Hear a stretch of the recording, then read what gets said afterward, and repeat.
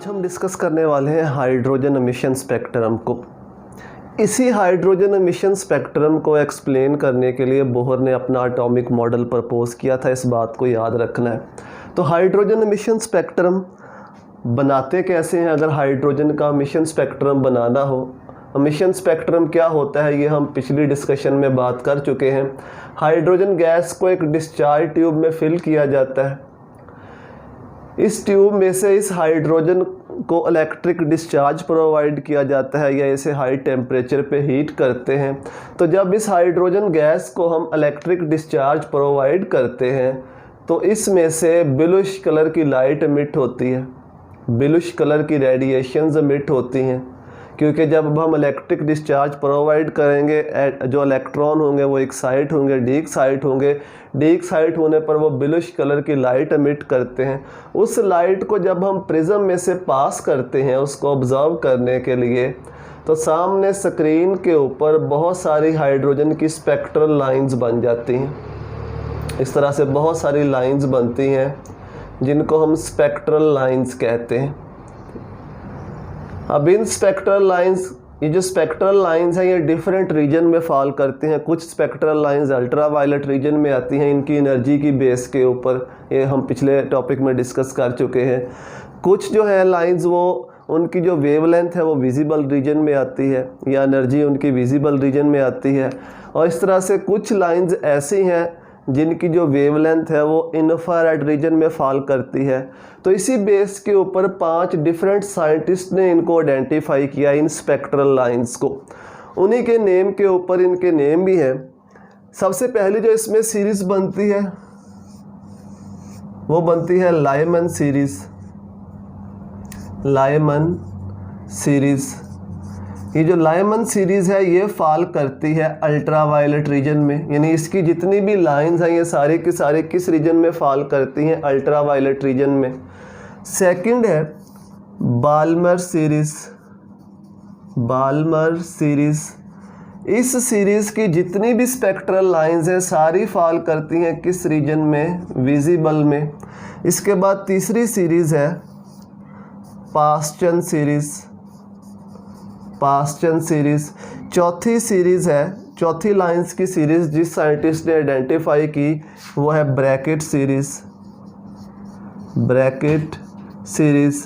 और जो पांचवी जो सीरीज़ है जिस साइंटिस्ट ने आइडेंटिफाई की वो है प्रूफंड सीरीज़। प्रूफंड सीरीज़।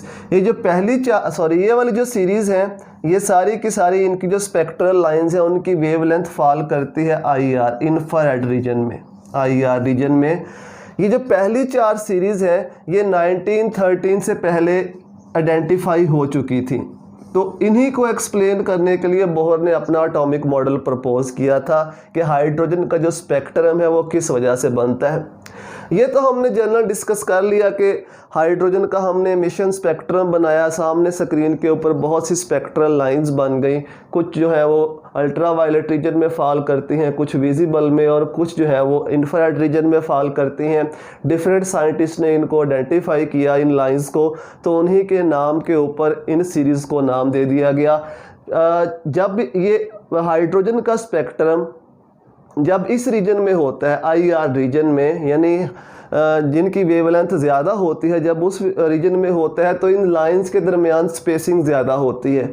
जैसे जैसे ये शॉर्टर वेवलेंथ की तरफ जाता है, अल्ट्रा वायलेट की तरफ जाता है, तो जो स्पेसिंग है वो कम होती जाती है और एंड पर जाके ये कंटिन्यूस हो जाता है स्पेक्ट्रम। तो हायर वेवलेंथ में ये एटॉमिक स्पेक्ट्रम या लाइन स्पेक्ट्रम होता है, यानी इनके दरमियान स्पेसिंग होती है लाइंस के दरमियान। लेकिन जैसे ये शॉर्टर वेवलेंथ की तरफ जाता है, अल्ट्रा वायलेट की तरफ, तो वो जो स्पेसिंग है वो कम होती जाती है। अब इसका ओरिजिन क्या है, जो बात हमने समझनी है, ओरिजिन ऑफ हाइड्रोजन स्पेक्ट्रम, ये बनता क्यों है हाइड्रोजन स्पेक्ट्रम, बोहर ने इसको कैसे एक्सप्लेन किया। हमने ये पढ़ा है कि बोहर के मॉडल में न्यूक्लियस के इर्द गिर्द इन्फिनिट नंबर ऑफ शेल्स होते हैं, पहला, दूसरा, तीसरा, चौथा, पांचवा, nth शेल तक चलते हैं। अब उन शेल्स को या एनर्जी लेवल्स को हम लाइंस की फॉर्म में यहाँ पे ड्रा कर लेते हैं। ले जी, ये पहला एनर्जी लेवल है, इसको हम कहते हैं n = 1, ठीक है, फर्स्ट एनर्जी लेवल। फर्स्ट के बाद ये सेकंड एनर्जी लेवल n = 2, इसके बाद कौन सा आएगा, थर्ड एनर्जी लेवल। थर्ड के बाद ये मैं एनर्जी लेवल शेल्स या ऑर्बिट्स बना रहा हूँ इस तरह लाइंस की फॉर्म में। पहले हम सर्कुलर फॉर्म में बनाते थे, अब मैं इनको लाइंस की फॉर्म में ड्रा कर रहा हूँ, लेकिन ये शेल्स या ऑर्बिट्स ही हैं। इस तरह से ये nth शेल तक जाएगा, ठीक है। इस तरह डॉटेड लाइन लगा के यहाँ पे ये हाइड्रोजन का nth शेल है, ये nth ऑर्बिट है। ये n is equal to 3, n is equal to 4, n is equal to 5, n is equal to 6, n is equal to 7 और ये nth शेल। जब हमने हाइड्रोजन के सैंपल को हीट किया या उसको इलेक्ट्रिक डिस्चार्ज दिया, अब हाइड्रोजन में तो जो इलेक्ट्रॉन होता है वो किस शेल में होता है, फर्स्ट शेल में। यहाँ पे n इज़ इक्वल टू 1 में जैसे ही हमने इलेक्ट्रिक डिस्चार्ज दिया, उस इलेक्ट्रॉन ने एनर्जी को एब्जॉर्ब किया। अब इस सैंपल के अंदर एक हाइड्रोजन का एटम तो नहीं होगा, लाखों एटम होंगे इस सैंपल के अंदर। जब वो एनर्जी को एब्जॉर्ब करेंगे, कुछ इलेक्ट्रॉन कम एनर्जी को एब्जॉर्ब करेंगे, कुछ ज़्यादा एनर्जी को एब्जॉर्ब कर लेंगे, यानी इलेक्ट्रॉन एक्साइट होकर इन तमाम ऑर्बिट्स में चले जाएंगे।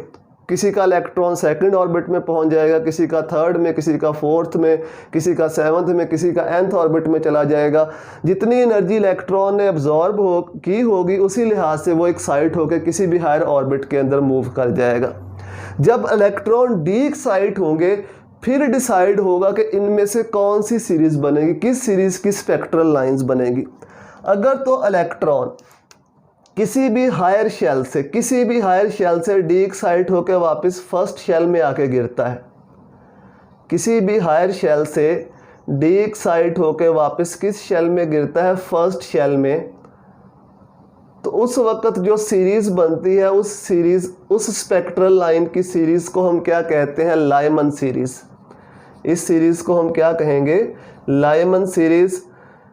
ये इसकी डिफरेंट स्पेक्ट्रल लाइंस बनेंगी। अगर इलेक्ट्रॉन सेकंड शेल से या सेकंड ऑर्बिट से फर्स्ट ऑर्बिट में गिरेगा तो वो कुछ और एनर्जी को खारिज करेगा, कुछ और रेडिएशन को खारिज करेगा, क्योंकि इनका डिफरेंस कम होता है। अगर इलेक्ट्रॉन थर्ड शेल से गिरेगा फर्स्ट शेल के अंदर तो वो ज़्यादा एनर्जी को खारिज करेगा, वो एक डिफरेंट स्पेक्ट्रल लाइन बनाएगा। अगर इलेक्ट्रॉन फोर्थ या फिफ्थ से या किसी भी हायर से इस तरह फर्स्ट शेल के अंदर गिरता है तो वो डिफरेंट किस्म की रेडिएशन को खारिज करेगा, उसकी जो स्पेक्ट्रल लाइन होगी वो भी डिफरेंट होगी। लेकिन ये जो सारी स्पेक्ट्रल लाइंस बनती हैं ये किस रीजन के अंदर आती हैं, लायमन सीरीज़ के अंदर, यानी इनकी जो एनर्जी है वो अल्ट्रा वायलेट रीजन के अंदर फॉल करती है। तो इसको चूँकि लायमन ने आइडेंटिफाई किया तो इस स्पेक्ट्रल सीरीज़ को क्या नाम दे दिया गया, लायमन सीरीज़ का। अब इसके बाद हम बात कर लेते हैं बाल्मर सीरीज़ की। अगर इलेक्ट्रॉन किसी भी हायर ऑर्बिट से जंप करके आता है सेकंड ऑर्बिट में, मतलब इलेक्ट्रॉन ऊपर गए हुए हैं और उन्होंने एनर्जी को एमिट किया, इतनी एनर्जी को एमिट किया कि वापस इस ऑर्बिट में आकर गिरे सेकंड ऑर्बिट में, तो उससे जो स्पेक्ट्रल सीरीज़ बनती है, स्पेक्ट्रल लाइन की जो सीरीज़ बनती है, उनकी जो वेवलेंथ है वो किस रीजन में फॉल करती है, विजिबल रीजन में। और किसने आइडेंटिफाई किया, बाल्मर ने। तो इसीलिए इस सीरीज़ को कहा जाता है बाल्मर सीरीज़, ठीक है। ये इसकी पहली लाइन होगी जब इलेक्ट्रॉन थर्ड ऑर्बिट से सेकंड ऑर्बिट में आएगा, फोर्थ ऑर्बिट से सेकंड में आएगा तो सेकंड लाइन बन जाएगी। इन लाइंस के स्पेसिफिक नेम भी हैं। ये जो पहली लाइन है इसको H अल्फ़ा कहते हैं, दूसरी लाइन को H बीटा कहते हैं, इस तरह तीसरी लाइन को H गैमा कहते हैं, इस तरह से H डेल्टा कहते हैं। क्योंकि डिफरेंट हायर ऑर्बिट से इलेक्ट्रॉन नीचे आ रहे हैं, तो अगर इस ऑर्बिट से जाएगा, थर्ड ऑर्बिट से जो इलेक्ट्रॉन जाएगा वो डिफरेंट एनर्जी को, डिफरेंट रेडिएशन को एमिट करेगा, डिफरेंट स्पेक्ट्रल लाइन बनेगी। ये जो फोर्थ से आ रहा है सेकंड में, ये ज़्यादा एनर्जी को एमिट करेगा, रेडिएशन चेंज हो जाएगा, उसकी वेवलेंथ चेंज हो जाएगी, तो ये और स्पेक्ट्रल लाइन बनाएगा। इस तरह से किसी भी हायर शेल से जब इलेक्ट्रॉन सेकंड शेल में आके गिरता है तो जो स्पेक्ट्रल सीरीज़ बनती है वो सारी की सारी लाइन विजिबल रीजन में आती है। इस सीरीज़ को हम कहते हैं बाल्मर सीरीज़। अब आ जाओ पास्चन सीरीज़। पास्चन सीरीज़, अगर इलेक्ट्रॉन किसी भी हायर शेल से आके गिरता है थर्ड शेल में, किसी भी हायर शेल से आके गिरता है किस शेल में, थर्ड शेल में, तो जो स्पेक्ट्रल लाइन की सीरीज़ बनती है उस सीरीज़ को हम कहते हैं पास्चन सीरीज़। इन लाइंस को पास्चन ने आइडेंटिफाई किया था तो इस सीरीज़ को हम क्या कहते हैं, सीरीज़ को कहते हैं पास्चन सीरीज़। अब इसमें भी डिफरेंट लाइंस बनेगी, डिपेंड करता है कि किस हायर ऑर्बिट से इलेक्ट्रॉन आके गिरता है थर्ड ऑर्बिट के अंदर। अगर इलेक्ट्रॉन फोर्थ ऑर्बिट से आएगा तो वो एक डिफरेंट लाइन बनाएगा, अगर फिफ्थ ऑर्बिट से आएगा तो वो एक डिफरेंट लाइन, क्योंकि वेवलेंथ चेंज हो जाएगी। जब फिफ्थ से आएगा, जब सिक्स से आएगा तो और किस्म की एनर्जी निकलेगी, मतलब ज़्यादा एनर्जी निकलेगी, तो वो डिफरेंट वेवलेंथ होगी, डिफरेंट लाइन बनेगी। तो बहुत सी स्पेक्ट्रल लाइंस बनती हैं जब इलेक्ट्रॉन थर्ड ऑर्बिट में आके गिरता है, और जो वो सारी की सारी लाइंस हैं वो इस इंफ्रारेड रीजन में फॉल करती हैं, तो इसको नाम दे दिया गया पास्चन सीरीज़ का। ब्रैकेट सीरीज़, जब इलेक्ट्रॉन किसी भी हायर ऑर्बिट से आके गिरता है फोर्थ ऑर्बिट के अंदर, फोर्थ एनर्जी लेवल के अंदर या फोर्थ शेल के अंदर, तो जो स्पेक्ट्रल लाइन की सीरीज़ बनती है उस सीरीज़ को हम क्या कहते हैं, ब्रैकेट सीरीज़। उस सीरीज़ को क्या कहते हैं, ब्रैकेट सीरीज़। और लास्ट में अगर हम प्रोफंड सीरीज़ की बात करें तो इलेक्ट्रॉन अगर किसी भी हायर शेल से आके गिरता है वापस एनर्जी को एमिट करके फिफ्थ शेल में, तो जितनी भी स्पेक्ट्रल लाइन की सीरीज़ बनेगी, जो भी स्पेक्ट्रल लाइंस बनेंगी उस सीरीज़ को हम क्या कहते हैं, प्रोफंड सीरीज़। और ये तीनों सीरीज़ जो हैं ये इंफ्रारेड रीजन में फॉल करते हैं।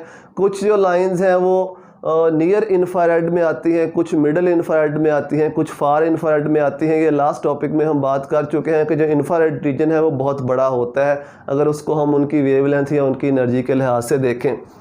तो ये रीज़न है, बोहर ने इसको इस तरह से एक्सप्लेन किया कि जो हाइड्रोजन का स्पेक्ट्रम बनता है ये किस वजह से बनता है।